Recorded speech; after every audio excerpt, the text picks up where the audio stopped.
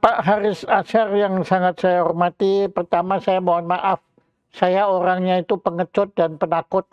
Maka tema yang saya ajukan di hari ini, saya kira buat Anda tema yang kurang menarik karena Anda sudah terbiasa dengan tema-tema yang berbahaya, ya. Makanya ini tema ini nggak berbahaya atau mungkin juga bisa berbahaya nanti justru dalam alur ceritanya kita nggak tahu, ya. Tema hari ini adalah hak asasi manusia pakai ditambahin lagi masa kini.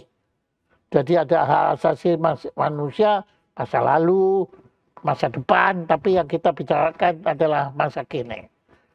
Monggo, waktu dan tempat saya serahkan sepenuhnya kepada Mas Haris Azhar. Silakan. Baik, terima kasih Pak Jaya Suprana, saya panggilnya mungkin Bapak Jaya gitu ya. Semoga tidak keberatan. Pertama, saya harus bikin pengakuan bahwa Pak Jaya Suprana ini adalah orang yang eh, dulu kita kalau di bidang HAM itu Pak Jaya tuh kita banyak apa namanya romantisme pada masa-masa awal reformasi, dan itu space itu dijamin oleh Gus Dur. Dan saya tahu betul bahwa Gus Dur itu adalah bukan siapa-siapa buat Pak Jaya Suprana, tapi sahabat. Jadi biarpun dia presiden, tapi ada yang nemeni dia untuk bercanda, untuk membungkus diskusi-diskusi kebudayaan yang juga saya dulu menikmati. Gitu. Dan yang kedua, saya mengucapkan terima kasih diundang ke Jaya Suprana Show ini, karena menurut saya apa namanya seperti Pak Jaya Suprana ini punya konsistensi dalam bentuk yang sudah ajak ya, yang punya konstruksi yang kuat. Ya, terus terang juga acara Jaya Suprana Show ini satu di antara tamu pertama kita adalah Mas Munir, yang tentu bagi Anda iya. sangat bermakna. Betul, betul.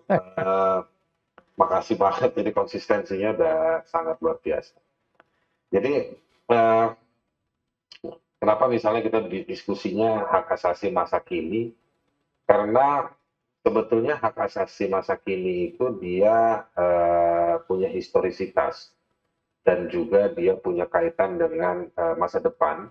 Kalau dalam hak asasi manusia disebutnya sebagai intergenerational rights, hak asasi buat generasi di masa depan. Nah, hak asasi manusia itu sebetulnya sama dengan mirip-mirip punya irisan dengan konstruksi atau metodologi kebudayaan. Saya nggak terlalu banyak bicara soal kebudayaan dengan Pak Suprana ini ahlinya. Tapi kalau sejauh yang saya pahami dari literatur dan yang saya amati, dia punya proses historisitas dalam rangka mencari makna dan juga mengkonstruksikan dignity, martabat manusia, human dignity tadi. Jadi sebenarnya hak asasi manusia itu konsepnya, Pak Jaya, itu dia adalah ekspresi untuk saling terkait. Ya. Kita kalau orang hukum bicaranya hak ini, hak itu, tapi sebetulnya ini semua saling terkait dalam rangka untuk menjaga dignity-nya manusia, terutama kita berhutang. Kalau dari sisi pengalaman-pengalaman historis, kita berhutang dengan orang-orang yang dihina, orang-orang yang dibuat menderita, orang-orang yang dipinggirkan, orang-orang yang distigma. Nah, jadi dan bukan hanya berhutang kepada mereka, kita juga harus berterima kasih karena mereka mau bertarung dan berjuang, menjalani proses. Mereka tahu bahwa mereka akan kalah, tapi mereka harus tetap memaksakan penguasa itu memberikan pengakuan, bahkan juga kalau perlu memenuhi. Tapi Mas Haris, iya, saya sangat tertarik. Anda tadi menggunakan satu kalimat yang buat saya sangat menggetar sukma saya. Mereka berjuang, tapi tahu kalau mereka pasti kalah. Waduh, itu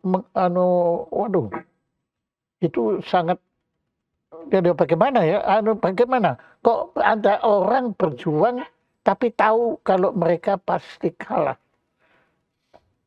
Pak Jaya bisa bayangkan misalnya orang kulit hitam, budak kulit berkulit hitam, secara ekonomi dia dianggap sebagai barang, budak. Secara identitas dia dianggap bukan ras unggulan, tapi mereka menuntut eh, apa keleluasaan. Dan mereka tahu bahwa mereka nggak mau, misalnya kayak cerita-cerita di Afro-American ya, orang-orang Afrika di Amerika itu di kira-kira 100 tahun yang lalu, 150 tahun yang lalu. Mereka tahu bahwa mereka eh, nggak bakal jadi gubernur di satu negara bagian di Amerika, atau dia nggak mau jadi presiden, atau bahkan mereka nggak mau jadi apa namanya anggota parlemen. Tapi mereka membela hak hidup yang mereka jalani atau kehidupan yang di dalamnya ada sejumlah hak yang mereka harus pastikan didapat supaya ada keberlanjutan. Soal rumahnya, soal tidak diperlakukan senonoh para perempuannya oleh laki kulit hitam. Nah, itu contoh aja. Dan juga misalnya eh, korban-korban misalnya kasus peristiwa di konflik di Aceh atau di Timor Leste. Oh, Mereka ya. itu mereka yang perempuan diperkosa, suaminya dihilangkan, ayahnya atau anak laki-lakinya. Eh, mereka di saat-saat tertentu mereka tidak bisa bergerak, tapi begitu mereka ada ruang, ada kesempatan, mereka lalu mencari cara untuk meminta kejelasan. Nah, yang saya bilang kalah itu begini, Pak Jaya. Kalah itu artinya mereka tahu bahwa ini bukan immediate result. Hasilnya nggak muncul seketika.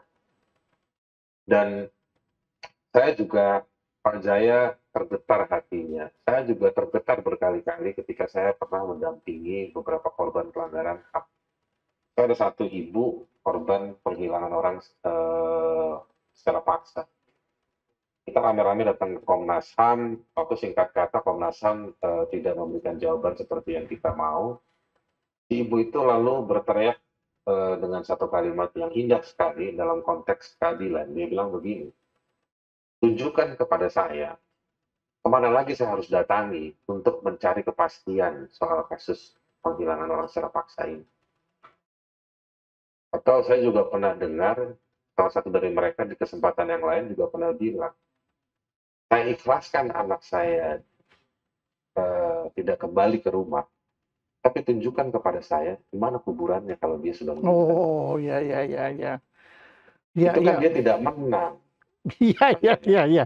Itu sama dengan ayah saya, ayah kandung saya di Iya, Bali pada pasca G30S itu. Padahal iya, ayah saya itu sama seperti saya lah.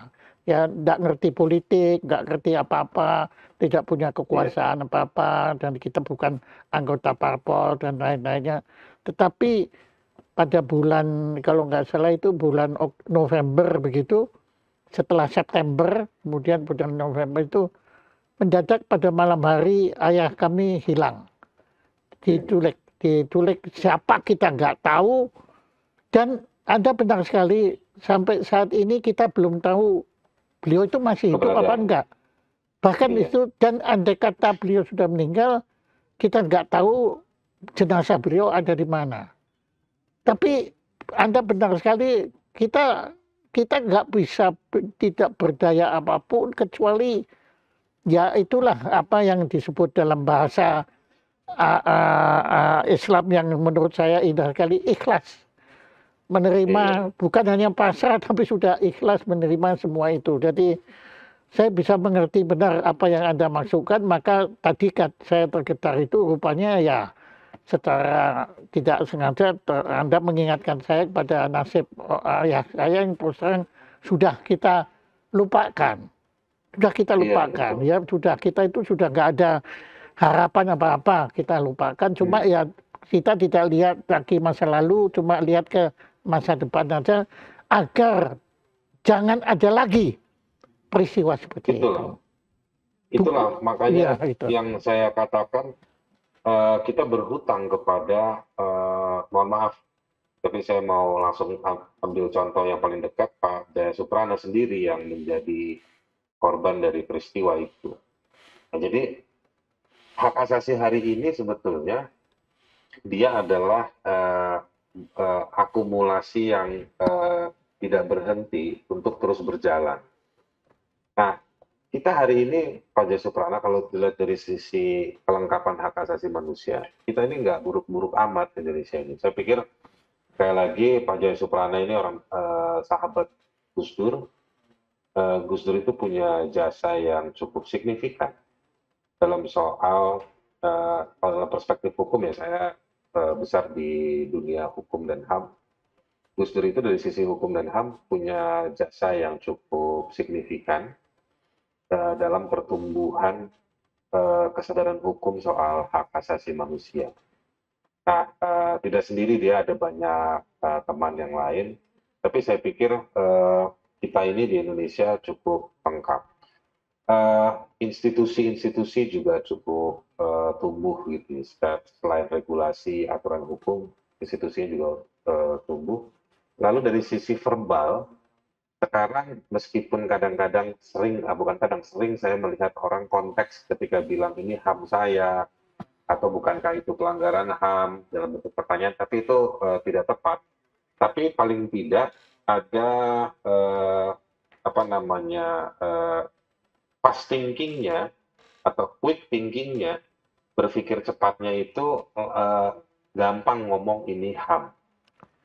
Jadi kalimat yang hurufnya H, A, M tadi itu sekarang gampang diucapkan orang, meskipun berdasarkan saya pernah studi HAM juga, saya menggeluti dunia HAM juga, kadang-kadang tidak seperti yang konstruksi akademiknya atau konstruksi legalnya kadang-kadang, tapi kesadaran di mulut itu sudah ada.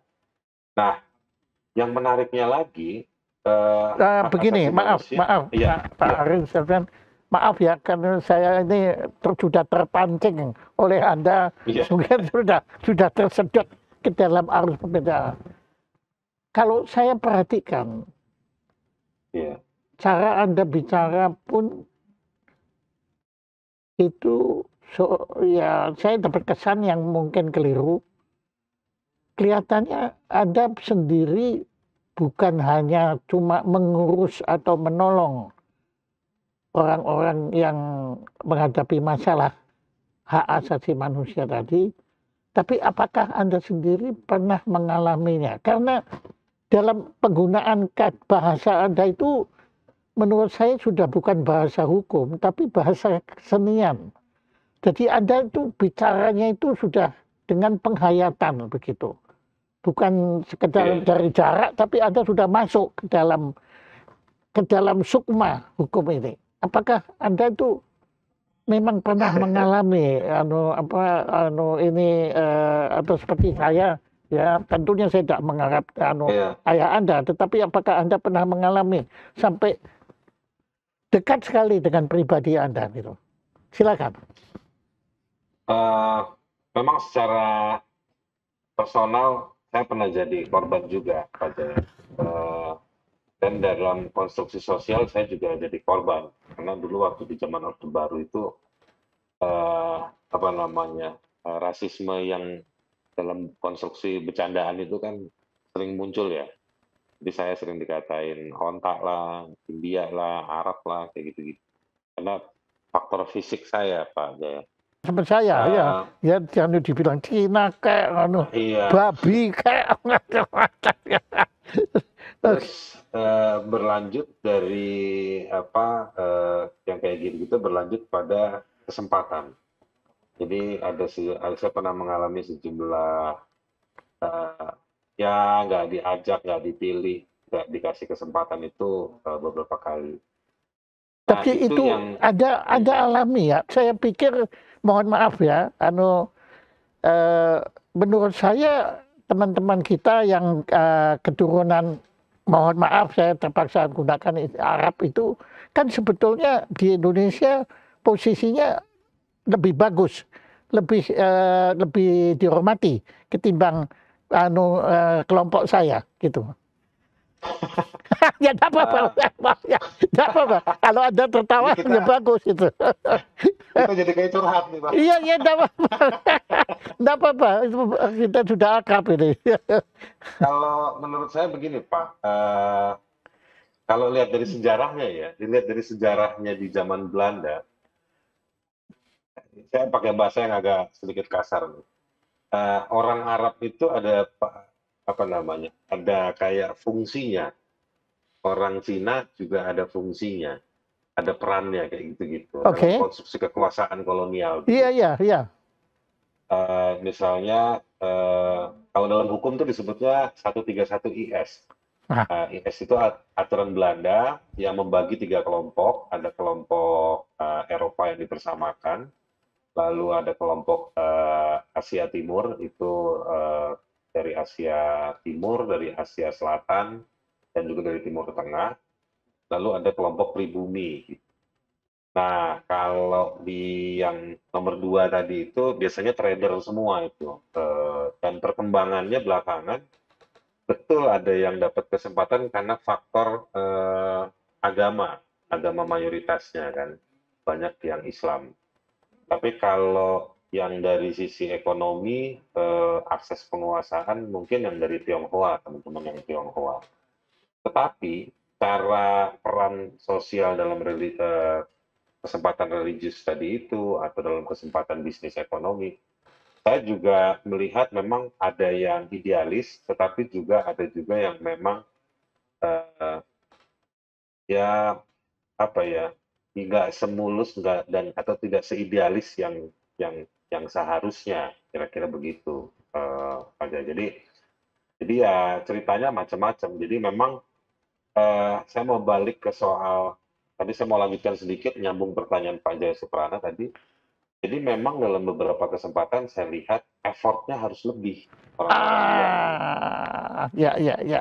gitu. Ya, seperti Nehru pernah bilang bahwa bagi orang India, mereka di dunia ini harus, kalau orang lain jalan, orang India harus lari, gitu kan? Gitu, ya. Betul, Effortnya kalau enggak kita betul. ketinggalan, dia bilang begitu. Ya itu tuh. Jadi saya pernah tinggal di Inggris juga Pak Jaya Suprana. Jadi Anda bisa lihat ada anggota parlemen di Inggris, pengusaha sukses di Inggris orang India, anggota parlemen orang India ada banyak. Tapi kalau kita tanya sama mereka lebih lama dan lebih dekat pembicaraannya, mereka akan bilang, ya dia dulu kuli, atau nenek moyangnya kuli. Seperti juga nenek moyang saya, 3-4 generasi lalu waktu datang ke sini, mengarungi laut, bertarung, dan lain-lain. Dan Anda dari saya, nenek moyang Anda dari Hyderabad. enggak, Asia Selatan.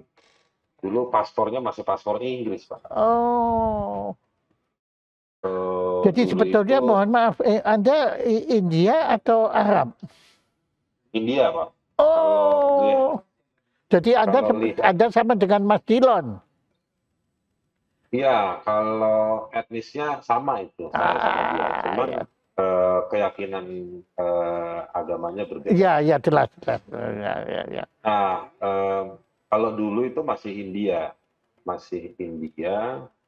eh, tapi hari ini, ya setelah nenek moyang saya udah di sini, tinggal dan sudah menetap di Indonesia, kemudian di sananya pecah menjadi Pakistan, pecah Pakistan, menjadi ya, ya, ya, Bangladesh, ya, dan ya, lain-lain. ya, ya, ya. Nah, Nah, tapi ya hubungannya, muka kayak begini, eh di sana saya nggak bisa bahasa sana. Jadi saya kalau ke sana juga nggak diajak ngobrol. Kalau di sini saya dibilangnya orang India. Kesian memang sama orang kayak kita persis ini. Pak, sama Pak. Saya itu kalau datang ke daratan Cina, waduh, kamu ini apa Cina gadungan, ngomong Cina nggak Iya, bisa, makan pakai sumpit itu saya nggak bisa kok Pak. iya, Jadinya, wah, jadi kita ini senasib kelihatannya itu. Makanya kita iya. cocok kalau bilang nggak asasi manusia.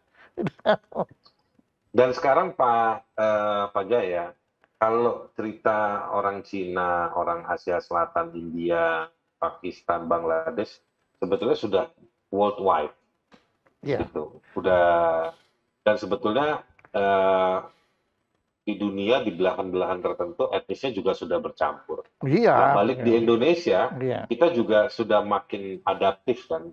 Kalau saya lihat teman-teman saya udah makin nggak ada masalah iya, gitu. nggak ada apa tuh. Saya punya banyak teman orang Tionghoa yang yang dia sebetulnya menurut saya nih Pak, dia jarang sadar bahwa dia orang Tionghoa. Iya, Jadi, iya.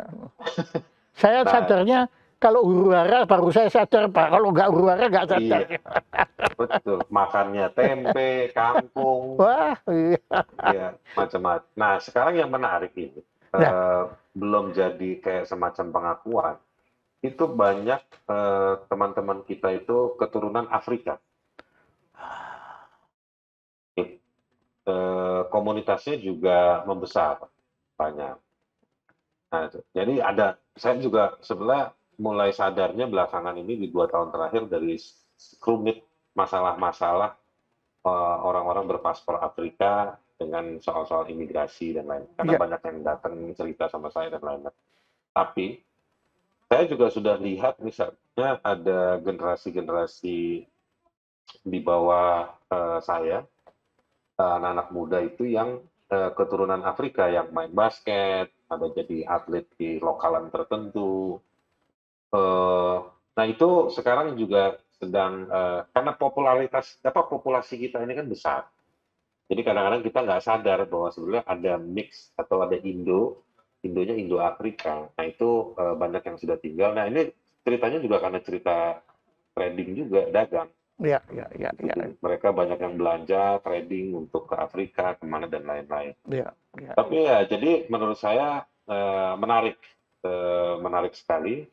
Bahkan juga kalau saya perhatikan, karena saya juga salah satu passion saya untuk melihat soal-soal masyarakat adat, Pak Jaya. Nah, itu dia. Eh, Nah, itu dia.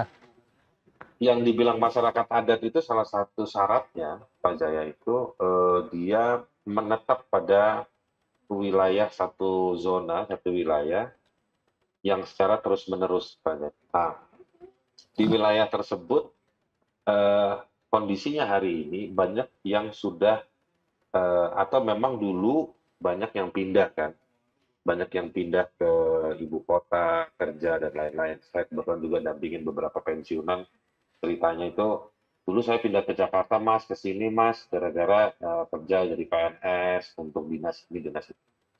Jadi ada yang pindah karena tugas pekerjaan, ada juga yang memang digusur karena misalnya kawasan ekonomi khusus, nggak cuma dari zaman Jokowi, zaman SBY juga banyak, lalu digusur karena isu bisnis properti, soal perkebunan, pertambangan, itu banyak juga. Jadi sekarang ini banyak orang beretnis di Indonesia. Jadi orang Indonesia beretnis itu taken for granted memang banyak, tapi banyak yang sudah nggak bisa pulang kampung. Iya, iya, iya, Kampungnya iya. sudah nggak ada. Nah, Itu. kelihatannya memang apa yang saya amati dari kejauhan, apa yang Anda lakukan terhadap hak asasi manusia ini, itu sangat erat hubungannya dengan apa yang disebut sebagai konflik agraria. Sekarang ya itulah Pak, persoalan HAM masa kini ya itu salah satunya yang sangat serius. Itu. Kenapa, Pak? Kenapa kok negara kita kan ya mohon maaf kan secara itu geografis, geologis itu kan lahannya kan besar sekali kan. Kenapa kok sampai bisa terjadi konflik agraria? Kalau konflik agraria kayak negara Holland gitu, Belgia yang Hmm. ketika itu kan artinya kita kan rebutan tanah. Karena kan tanahnya kan sempit. Tapi kita kan tanahnya luas. Kenapa kok sampai harus ada konflik itu? Monggo, Anda yang bisa ngomong ini. Sebetulnya jawabannya banyak dan panjang, tapi saya coba akan mempersingkat. Kira-kira begini, Pak Jaya. Jadi kenapa banyak konflik agraria? Karena memang satu masalah eh, value-nya, value-nya sendiri. Karena konflik agraria itu kan macam-macam. Ada konflik dari sektor perindustrian, ada sektor perkebunan, pertambangan, kehutanan, lalu juga properti, macam-macam. Nah, eh, karena sektor-sektornya makin jelas, value dari space lahan tadi itu juga meningkat terus. Nah, itu satu hal, jadi meningkat terus. Yang kedua, eh, konflik itu terjadi karena ada kegagalan menciptakan kebijakan yang berpihak atau sesuai dengan konteks masyarakatnya. Misalnya dengan konteks masyarakat urban, tiba-tiba dibuat kebijakan bahwa lokasi tertentu akan dibuat atau ada peruntukan tertentu.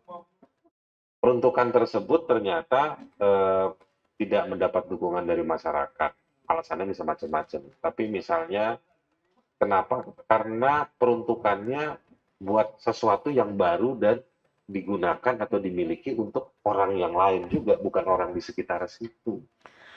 Nah, yang kayak begitu itu masalah gitu. Nah, di sisi yang lainnya lagi, ternyata ini ngomongin project dan bisnis lagi, ini informasinya diketahui oleh insider trading, kalau bahasa gampangnya.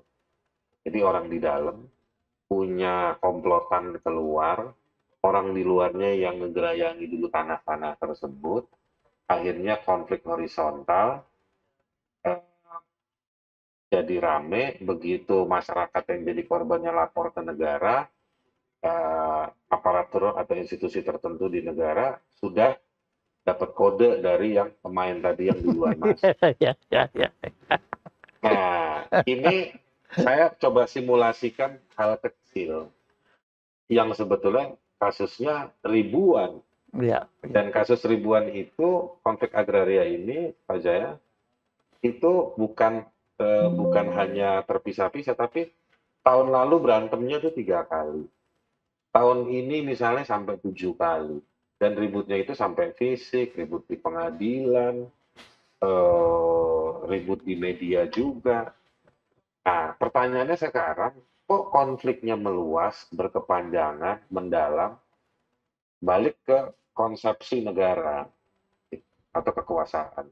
Kekuasaan itu kan eh, pada konstruksi yang sangat moral, dalam pendekatan moralnya adalah kekuasaan itu diciptakan supaya dia menjadi tempat melting point-nya, tempat mencairnya.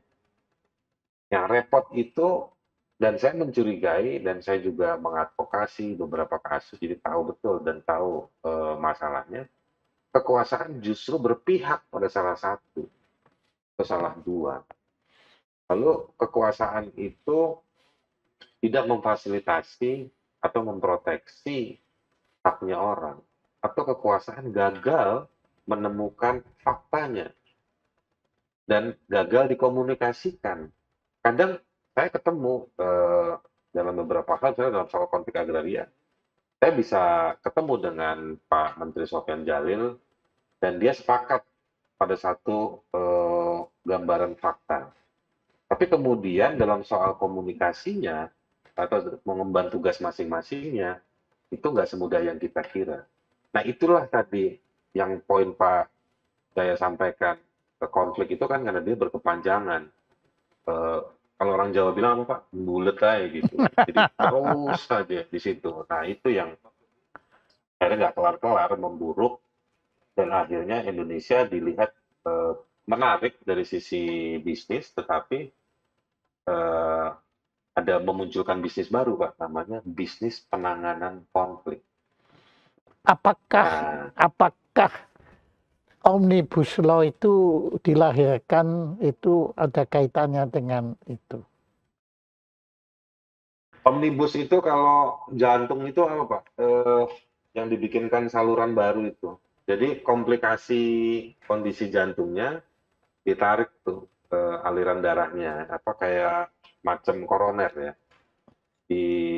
Jadi negara penguasa sepakat membuat satu model of law buat apa, kenapa saya bilang model of law, karena ini bukan sekedar undang-undang, tapi jenis hukum baru yang ada 70 lebih aturan di situ, seolah-olah mau bilang, udahlah nih yang ini nggak jalan nih, nggak jalannya itu kenapa? Atau kenapa kita tidak mau memperbaiki, tapi lebih memilih satu model yang baru. Nah, model omnibus ini menurut eh, saya mau bilang ini bentuk kegagalan negara menangani situasi. Atau keputusasaan negara. Ya, putus asa itu kalau sudah nyoba, Pak. Kalau kalau belum nyoba, Ya, udah meninggal, udah apa ya, sudah main di dalam gelanggang Senayan, terus rumputnya tajam, dia bilang, wah ini nggak cocok buat main bola, saya pindah aja ke lapangan ABC di Senayan, mungkin boleh. Tapi nggak boro-boro mau main, masuk ke gelanggang aja, barcode peduli lindunginya nggak diakui, dia nggak cari tahu kenapa nggak diakui, berusaha sampai main nyoba di dalam, udah pindah lapangan baru, ya itu menurut saya nggak berupaya. Nah, penguasa, terutama negara menurut saya, harusnya memperbaiki semua, karena kalau mereka pindah dari Jakarta ke Nusantara misalnya, tanpa mau memperbaiki Jakarta, atau tanpa memperbaiki sektor-sektor tertentu, eh, lalu masuk ke sana yang difasilitasi oleh Omnibus, ya menurut saya nanti sesak, sesuatu yang baru ini nggak bakal bisa bertahan lama. Dia akan ketemu, dikepung oleh masalah-masalah yang ada. ya, ya. Nah, belum lagi Pak Jaya, Omnibus ini kalau kita lihat lagi sudah banyak didiskusikan orang, ya sebetulnya mau mencaplok entitas-entitas yang ada di masalah-masalah yang ada soal tanah. Ya tanahnya kan ya di situ-situ juga. Dia kan nggak pindah ke negara lain Ya, ya ya, Omnibus. ya, ya, ya, ya, ya, Tenaga kerjanya ya orang-orang yang ada ini. ya, ya, ya. Kalau misalnya nanti Omnibus itu mau disimulasikan, mari kita simulasikan misalnya, dia memudahkan, nganggep enteng orang kalau nggak bisa kerja sesuai maunya mereka dengan tanda kutip dipecat atau dikeluarkan. Lah orang-orang ini kan dia nggak pindah ke Zimbabwe, orang-orang ini nggak pindah ke Tonga yang kemarin gunungnya meledak, Ya, ya, ya, ya kan? ya. Dia ada hidup di sekitar kita. Nah terus negara memang mau milih orang yang mana mau diurus. By nature dan by law, negara harus ngurusi semua. Ya, ya, ya, ya, ya, ya. Nah, jadi omnibus ini menurut saya eh, antara kecongkakan, kegagalan, dan juga penghindaran negara untuk ngurusi masalah yang ada. Penghindaran. Oke. Nah, it- Ya, gini, Mas Hari, terima kasih sekali karena tadi Anda bilang akan berusaha mengurusi orang-orang yang bermasalah dengan hak asasi manusia. iya, Kebetulan Anda etnisnya sama dengan Mahatma Gandhi.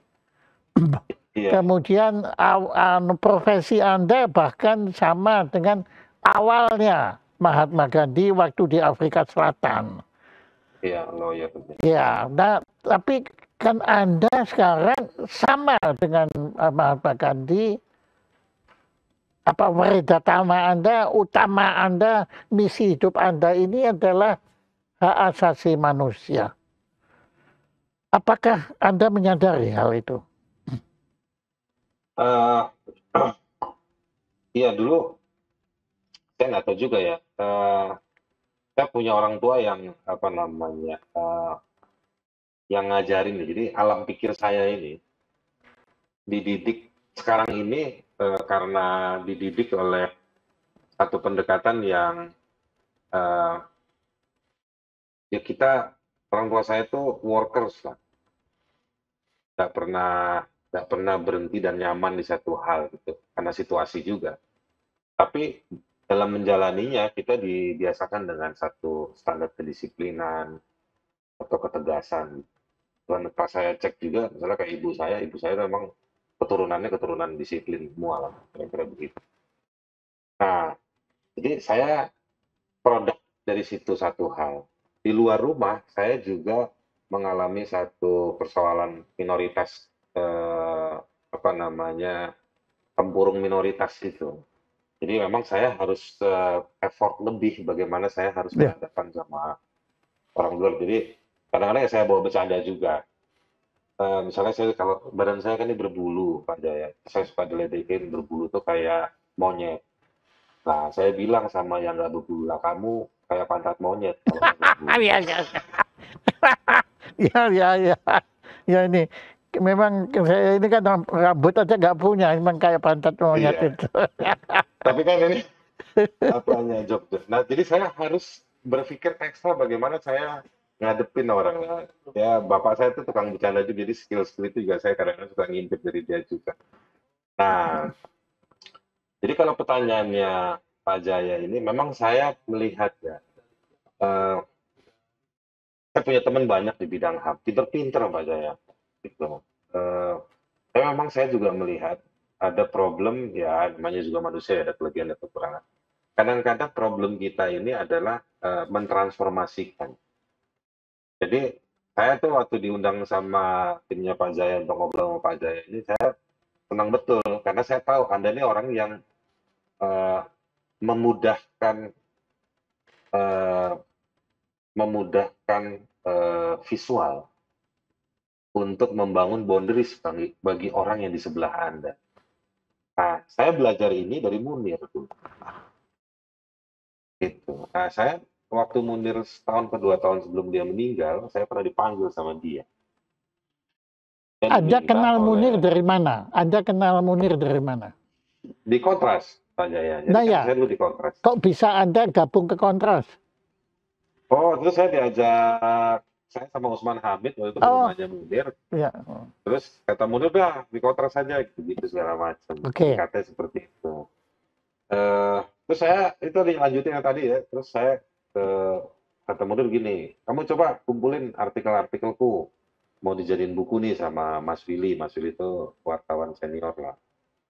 Nah, akhirnya saya oprak-aprik tuh komputernya dia, kamar kosnya dia di Radio Voice of Human Rights. Nah, saya ketemu satu buku, Pak. Buku Cara Dakwah Kiai Haji Zainuddin MZ. Eh, Gitu.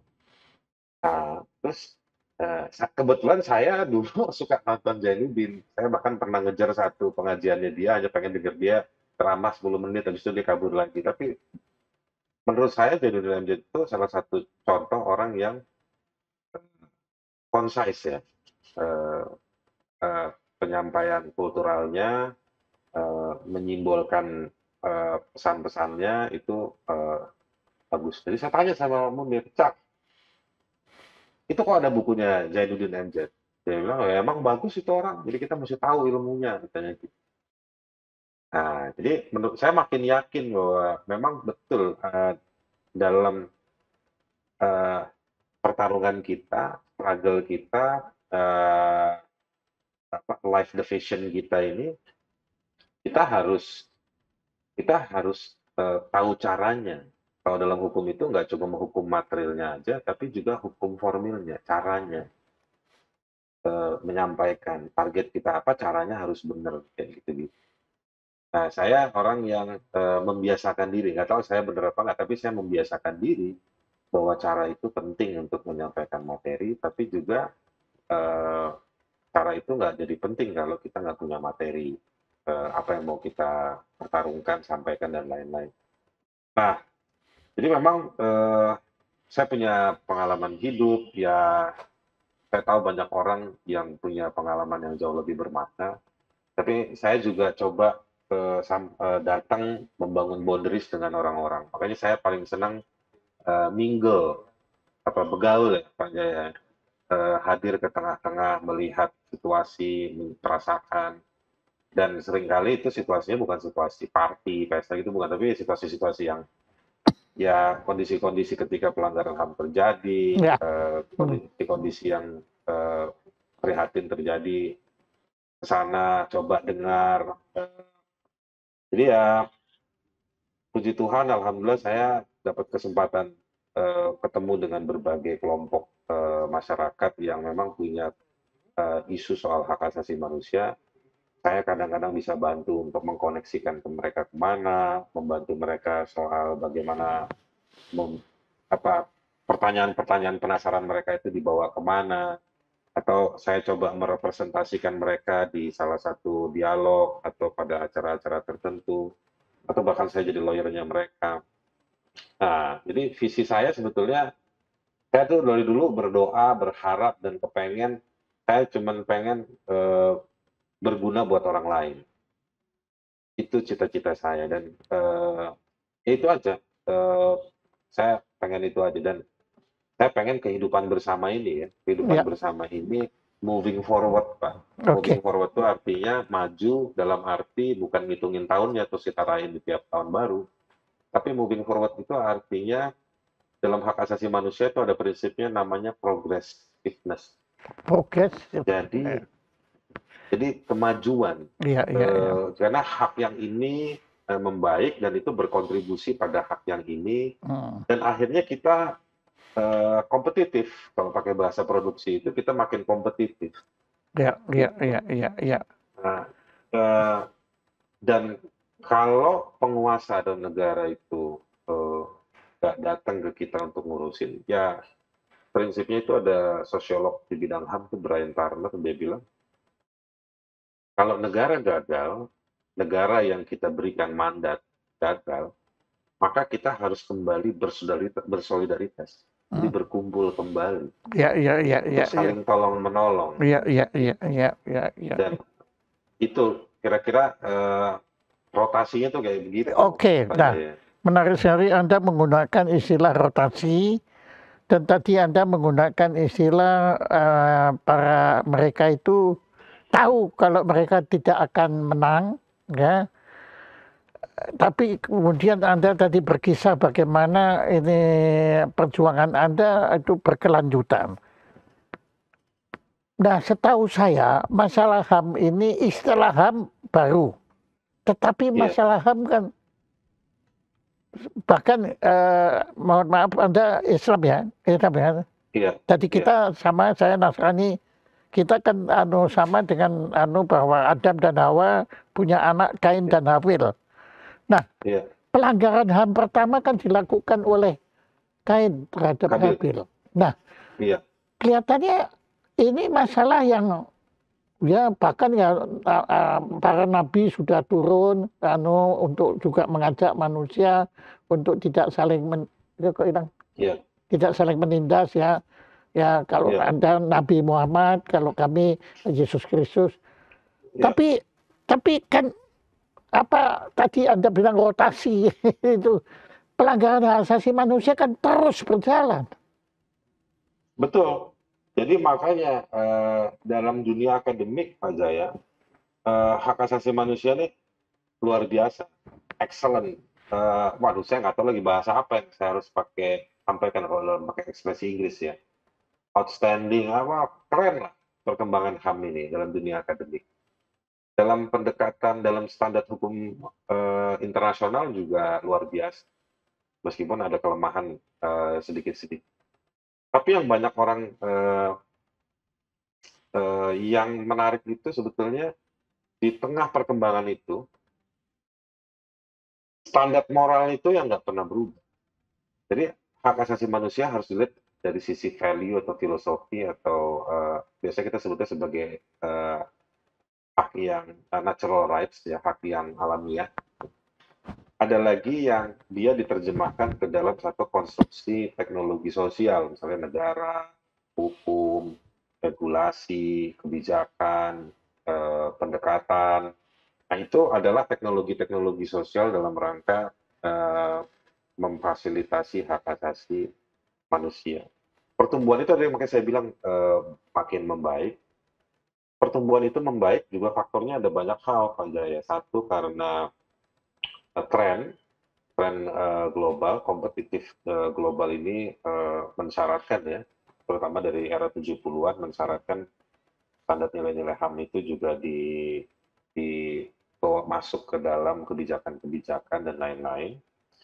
Yang kedua juga karena ada perlawanan dari orang-orang yang menjadi korban atau kelompok-kelompok kritis seperti anak-anak muda.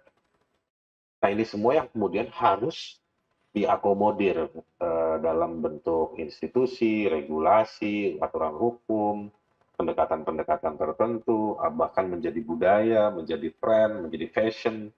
Nah, ini semua yang berkembang. Tetapi memang lobang-lobang dalam kalau pakai bahasa perjalanan, di perjalanan itu ada lobang-lobang di mana kita harus jeblos, tiba-tiba ketemu dengan makhluk-makhluk yang memang rakus, ketemu dengan satu situasi yang iya betul rakus, stupid juga, bodoh, kadang-kadang Atau pura-pura eh, bodoh. atau memang jahat gitu, atau memang jahat, atau memang dia boneka, dia hutang budi terkunci oleh kelompok tertentu atau si A dan si B. Nah, itu jebakan-jebakan itu terjadi di era yang eh, apa namanya banyak sosial media seperti ini, itu ngerusak alam politik eh, yang bermoral tadi. Konsep republik misalnya, konsep republik itu kan sebetulnya menjamin kesetaraan, menjamin kesamaan pendapatan, terutama bagi orang yang dikalahkan, dia harus punya kesempatan mendapat hal yang sama bagi orang yang diuntungkan. Nah, hal-hal tersebut itu dia tercederai karena ada mobilisasi kebohongan yang terus bergelembung membesar, memburuk, menjerumuskan kumpulan besar orang pada satu situasi yang palsu. Misalnya digulung lewat isu nasionalisme, seperti di Austria berapa tahun lalu. Austria bahkan negara yang ada di tengah-tengah Eropa, yang standarnya udah luar biasa, kejebak pada satu populisme nasionalis. Eh, Mana Hongaria kalau nggak salah juga seperti Oh itu, ya, Hungaria parah kali ya. Hungaria parah parah sekali. kali. Baik. Bahkan orang seperti Aung San Suu Kyi, penerima Ah, Nobel. ya, ya, ya, ya, ya, ya, ya. Nah, jadi mereka jeblos, mereka mereka diuntungkan oleh demokrasi. Saya juga bahkan mau bilang Jokowi juga tak terkecualikan, diuntungkan oleh demokrasi, tapi lupa pada prinsip-prinsip demokrasi. Lalu jadi menjadikan demokrasi itu hanya sebagai konstruksi-konstruksi yang kaku dan digunakan untuk agenda-agenda nasionalisme atau agenda pembangunan atau agenda memberikan jalan pada akumulasi modal, pebisnis kelompok-kelompok tertentu dan dia-dia aja misalnya. Nah, ini yang terjadi di sana, di berbagai tempat dalam situasi kita bernegara dan berdemokrasi. Nah, jadi poinnya Pak Jaya tadi itu ketika bilang, kenapa nih HAM sudah bagus, sudah mulai disadari, ada institusinya, ada aturan hukumnya, secara internasional global juga membaik, tapi ada aja pelanggaran HAM, betul ada. Dan memang di sisi yang lain, hari ini kita juga dinikmati oleh keberanian, meskipun keberaniannya juga kadang-kadang bablas gitu ya, untuk mengungkap berbagai hal, Tapi ini juga khawatirnya segala sesuatu harus dibikin ke sosial media, harus viral juga. Padahal kita ada mekanisme-mekanisme, tapi mekanisme-mekanisme itu sudah direbut oleh kelompok-kelompok tertentu. Jadi kalau kita bawa ke institusi penegak hukum tertentu nih, ditanya lah kira-kira bahasa gampangnya tuh ada duitnya apa enggak Iya, nih, iya, iya, iya, iya, iya, mau iya. cepet apa enggak, Iya, kayak iya, gitu-gitu. iya. Nah, jadi tapi nanti mereka bisa cepat kalau lewat kekuasaan. Misalnya kayak saya nih sekarang nih dilaporin oleh Luhut Binsar Panjaitan, proses hukumnya cepat. Saya sih senang-senang aja, oh cepet ya. Tapi jadi pertanyaan saya, kok saya lapor kasus A, lapor kasus B, ada benar kasus apa, teman-teman banyak, kok nggak ada yang jalan. Tapi giliran giliran penguasa yang Iya, iya, lapor, iya, iya, iya. eh, polisinya cepet gitu. Saya kemarin berapa lalu diperiksa, baru nyebut nama ini, besok paginya udah ada surat panggilan ke nama-nama tersebut. Cepat sekali. Tapi kalau misalnya kasus-kasus yang lain, orang biasa, kita ini uh, lama. Mesti desak-desak dulu, mesti cari celah dulu, manuver dulu, ramein dulu, baru bisa jalan. Dan nggak semuanya bisa seperti itu. Nah, inilah situasi yang terjadi, Pak Jaya. Jadi, Ya. apa ya, pelanggaran HAM ya terjadi terus. Jadi kalau digrafikkan itu kira-kira begini, urusan hukumnya itu, apa nama, standar normanya itu bagus, membaik, gitu. Tapi prakteknya itu nyungsep dia. Jadi gapnya itu makin besar. Nah, semakin besarnya gap itu makin menunjukkan ya jahatnya satu penguasa, tidak smartnya, tidak pinternya satu penguasa, atau makin menunjukkan agenda-agendanya. Makin lama ini makin buruk. Nah, jadi makanya kenapa hari ini gaduh, misalnya di Indonesia, di Indonesia nih misalnya, gaduh tiap hari ini bongkar ini, tiba-tiba ya karena situasinya diskriminatif, memburuk situasi. Dia nggak ngikutin standar normal. Tapi nanti kenapa ditanya kenapa nggak ngikutin standar norma yang makin meningkat, membaik, makin berkualitas? Itu agendanya agenda asing, tapi dia nggak bertarung juga di agenda ini. Tapi dalam hukum, norma itu tidak bisa jeblos jauh. Kenapa? Karena dia adalah hasil dari ilmu. Cara kerja ilmu itu ada evidence, dia diuji oleh kerangka pikir, lalu dia dilempar lagi keluar, direspon lagi, dan ilmu itu kan begitu. Sejarah epistemologi kan seperti itu. Pak Jaya Suprana kan paham betul epistemologi. Jadi epistemologi itu dia memfasilitasi orang-orang yang berpikir dan juga materi-materi materi-materi sosial, materi-materi alam itu diolah oleh mereka. Makanya dalam dunia akademik kan dikenal istilah kebebasan akademik. Karena dalam dunia akademik itu segala sesuatu dipertanyakan dan diuji, dijawab, ditantang lagi. Nah, hukum itu ada dalam sejarah epistemologi tadi itu. Jadi nggak bisa dia jeblos. Makanya omnibus itu, ya kalau orang yang belajar ilmu politik, ilmu hukum, atau ilmu-ilmu yang lain pun diketawain. Karena standarnya bukan harus di judicial review, tapi kalau memang dia regulasi itu hasil alat pikir ilmu, maka ilmu tersebut ada standarnya. Semua orang yang manusia yang sehat pasti akan nanya, ini untuk apa? Kenapa perlu begini? Kami bagaimana? Itu kan standar ilmu. Ilmu itu kan belagak bodoh tapi dapatnya banyak. Nah itulah. Nah jadi itu Pak, gap ini. Jadi kita ini makin hari makin menganga, makin melihat sebuah makin melihat, dan dia akan menciptakan apa namanya, kalau bahasanya slang itu tong kosong, kelihatan gap atas dan gap bawah. Nah, jadi makin kelihatan tong kosongnya itu kalau satu kekuasaan tidak dijalankan berdasarkan pendekatan keilmuan, aturan standar yang makin membaik sebetulnya di dunia maupun di Indonesia. Di Indonesia ada banyak orang pintar. Oh iya Pak, pintar-pintar. Ya. Iya makanya. Termasuk yang bikin Omnibus Law itu kan bukan orang bodoh. Pintar Pak. Nah makanya. Nah. Mereka pintar bohongin orang juga. Nah ya ketahui.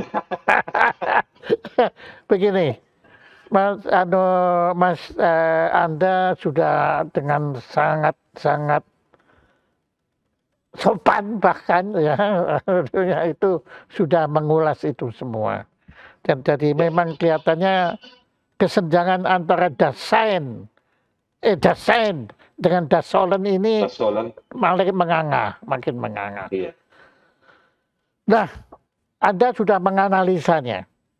dan Anda sudah membedahnya. Nah, menurut Anda apakah ini suatu peristiwa yang sifatnya kodrati Iya. atau bisa ini diatasi, ditanggulangi supaya antara Dasein dan Dasolen ini bukannya menganga tetapi kemudian menyatu.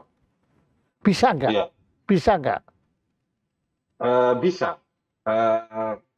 Mempersempit perbedaan itu Bisa? bisa. Meskipun saya mungkin saya kelihatannya terlalu negosiatif, tapi saya mau bilang bahwa memang Negosiatif. nggak mungkin juga yang Dasolen itu bisa jadi 100% Oh, enggak, dalam enggak. prakteknya. Ya kesempurnaan Tapi enggak mungkin. Ya. nggak mungkin. Tapi Ditekatkan. dipersempit itu bisa. Tapi mempersempitnya bukan dibohongin. Misalnya di negara lain ya, di negara lain. Ya di sini katanya target pajaknya luar biasa didapat, ya kan? Ternyata targetnya diturunin, makanya nyampe. Ini Itu. ini di negara lain. Oh, Di, ya, ya, ya, ya, ya. di galaksi lain lah. Ya, Di ya, galaksi ya, lain ya. lah, Alam ya. semesta lain. Alam Metaverse. semesta lain. Metaverse. Jadi, metaverse. Jadi bukan apa standarnya diturunin, bukan. Tapi yang kita maksud sebagai mempersempit yang ideal dengan praktek itu dalam artian jaraknya itu dalam artian kerja keras, komitmen, disiplin, dan itu bukan hanya sekedar isi pidato atau statement untuk judul berita. Gitu. Kejujuran perlu nggak? Oh, penting. Nah, ya udah. Saya kasih contoh gampang. Sekali lagi nih di negara planet lain. Enggak. Presidennya tiap hari ngeresmiin proyek pembangunan misalnya. Dan gesturnya setelah peresmian ada pidato, lalu ada statement di media. Dalam kurun waktu tertentu kayak begitu terus. Nah, pertanyaan saya kapan rapat kabinetnya misalnya? Kapan ngasih pengarahan pada satu fokus isu tertentu?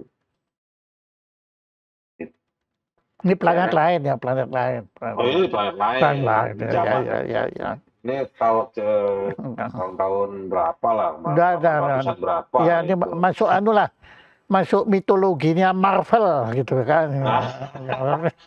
Nah, jadi menurut saya sebetulnya tidak terlalu banyak bicara atau ada pembagian peran untuk membicarakan, tapi kerjanya juga jelas. Nah, saya ini orang yang punya kesempatan lah, saya nggak berani ngeklaim, tapi saya punya kesempatan, Pak Jaya, untuk bekerja, bukan apa, nantangin, nyeruduk ke negara gitu, ke institusi atau kepada lembaga kementerian tertentu, untuk bawa barang apa yang saya coba bela.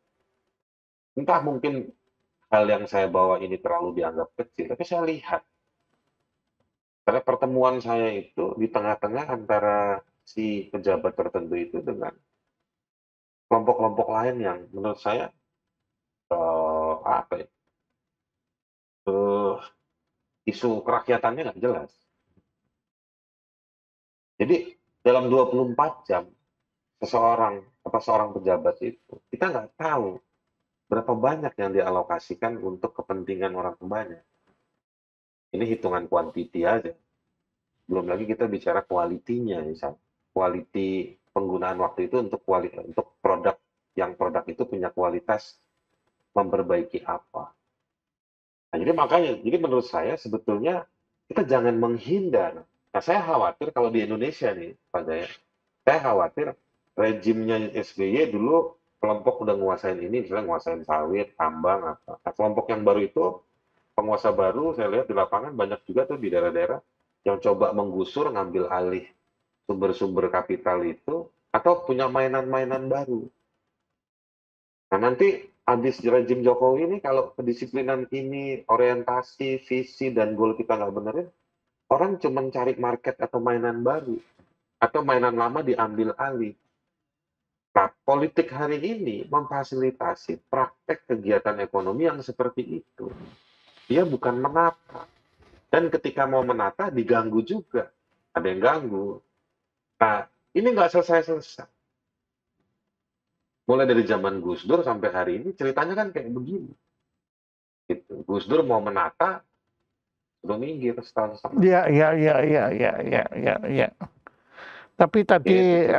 Anda sebetulnya sudah ada secara implisit sudah mengatakan bahwa repotnya itu yaitu menghadapi mereka yang rakus, mereka Ya, yang memang tidak puas dengan apa yang sudah dimiliki, dan mereka yang tidak mensyukuri, dan ya itulah. Tapi kata keraskusan itulah yang memang menjadi kata kunci bagaimana kita memperbaiki upaya kita supaya hak asasi manusia ditegakkan. Jadi saya kira iya, ya itulah. Kalau dalam Islam itu sebetulnya saya bukan Islam tapi saya mengagumi satu ajaran Islam yaitu jihad al-nafs, yaitu iya. menaklukkan, Melawan hawa nafsu, nah itu dia, menunduk. Iya, melawan hawa nafsu betul. diri sendiri, bukan hawa nafsu orang lain tapi diri sendiri, Iya, itu dia. iya, betul. Dan menurut saya ya Indonesia sebagai negara yang mayoritas Islam itu bukan masalah, gitu. Itu bagus sekali itu betulnya. Mas Iya. sebetulnya itu saya itu bisa ngobrol dengan Anda seperti wayang kulit begitu ya sampai semalam suntuk. Cuma waktu yang membatasi. Nah, Iya. apa yang belum saya tanyakan menurut Anda perlu kita ketahui tentang hak asasi manusia masa kini? Saya cuma mau bilang begini, saya mau balik ke original intent kita yang awal tadi. Iya, Bahwa yang kita miliki hari ini, tadi gap tadi yang kalau anak Pak Dasaprana coba sampaikan lagi. Gap itu terjadi karena kegagalan kita mampu mengidentifikasi kemajuan, tapi kita gagal membangun diri kita dalam arti yang seluas-luasnya untuk lebih dekat dengan standar tersebut. Nah, kenapa kita gagal? Karena kita gagal menyelesaikan persoalan-persoalan yang mengganggu hak asasi di masa lalu. Makin kita biarkan, dia makin menganga besar. ya, ya, ya, ya, ya, ya, ya. Nah, hak asasi hari ini adalah, masa kini adalah, bagaimana kita mau dan mampu, ya, dan kita komit untuk konsisten menjalankan, memperbaiki dignity kita. Kalau negara penguasa yang menurut saya hari ini lebih muncul sebagai kelompok yang mengganggu hak asasi bukan memfasilitasi, maka saya cuma mau mengingatkan bahwa solidaritas penderitaan ini sedang meluas. Ya. Orang yang jadi korban ini sedang meluas, orang yang kecewa sedang meluas, orang yang ditinggalkan di waktu yang lampau masih ada. Nah, ini semua terkoneksi dalam state of mind. Dia nggak ngumpul, tapi terkoneksi alam pikirnya menjadi warga negara yang dikalahkan, tidak dikasih kesempatan, didiskriminasi. Nah, akumulasi ini yang hari ini terjadi, ini akan pecah. Ini akan pecah. Mudah-mudahan pecahnya in a good way, dalam bentuk yang baik. Nah, yang ingin saya sampaikan bahwa kita adalah produk dari masa lalu dan kemampuan-kemauan kita hari ini akan menentukan kualitas kita di masa depan. Ya. Gitu. Ini hari Kamis ya. Ya, Iya. setiap saya selesai dari sini, kalau saya pulang ke daerah tempat saya tinggal, saya melalui istana. Dan di sana Bisa. melalui bukan istana, melalui. Iya. Dan di depan istana setiap hari Kamis selalu ada teman-teman kita yang Betul. melakukan aksi Kamisan yang, waduh, itu luar biasa itu kegigihannya ya. Ibu Sumarsih itu Anda pasti Sumarsih. kenal ya, anunya. Iya. Dan Ibu Munir termasuk ya di situ. Iya. Nah, Bu Suci. ya Ibu Suci. Nah, di situ saya kira itu adalah indikasi selama beliau-beliau masih terus menyelenggarakan aksi Kamisan, artinya masalah hak asasi manusia belum selesai. Iya. Maka insya Allah seperti yang tadi Anda sarankan, kalau memang pemerintah mau, kalau mau pasti mampu. Ini tinggal mau kok, Iya. bukan urusan mampu. Iya. Kalau mampu, tinggal bilang minta maaf dan tidak akan mengulang lagi, Iya. dan betul-betul tidak mengulang lagi. Iya. Saya kira itu beliau-beliau akan berhenti mendengarkan. Nah, artinya Pak, kita harus ganti tema. Kita nggak perlu lagi bicara tentang hak asasi manusia di Indonesia, karena hak asasi manusia di Indonesia sudah terselesaikan dengan baik. Itu yang saya harapkan. Dan Mas, saya nggak punya apa-apa, tapi nanti kami akan kirim ke Anda ucapan terima kasih dari Jaya Suprana Makasih, Pak. Institute kepada Mas Haris Asman, Ashar itu terus Ashar ya, padunya Iya. ini. Kalau susah Pak, panggil saya Jaya Suprana aja nggak apa-apa. Nanti saya dipanggil Hari Ashar ya, oke. Cuma saya nggak berbulu. Ya.